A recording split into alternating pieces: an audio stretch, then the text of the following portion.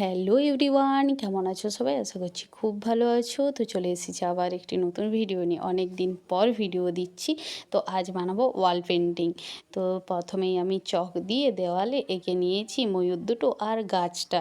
তারপর এখানে আমি একে একে রঙটাও করে নিয়েছি। তো প্রথমে আমি ব্লু কালার দিয়ে মুখটা বানিয়ে নিয়েছি, তারপর হলুদ, গোলাপি, সাদা এই করে ডানাগুলো করে নিয়েছি। তারপর পুরো পালকটাতে সবুজ কালার করে নিয়েছি।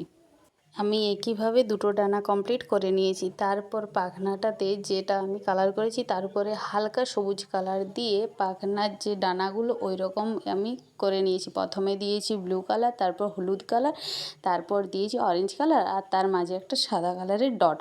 এইভাবে আমি ডানাটাকে কমপ্লিট করে নিয়েছি, পাখনাটাকে। তো তারপর এখানে আমি গাছের পাতাগুলো করে নিয়েছি। পাতাগুলোকে করে তারপরে কালো কালার দিয়ে আমি পাতার যে উপরে যে দাগ থাকে সেই দাগ দেওয়ার মতো করে নিয়েছি। তো তোমাদের এই ভিডিওটা কীরকম লেগেছে অবশ্যই কমেন্ট করে জানিও। যদি ভালো লাগে একটি লাইক করে দিও। তো এখনকার মতো টাটা, অবশ্যই কিন্তু কমেন্ট করে জানিও। এটা হচ্ছে ফাইনাল ওয়াল পেন্টিংটা।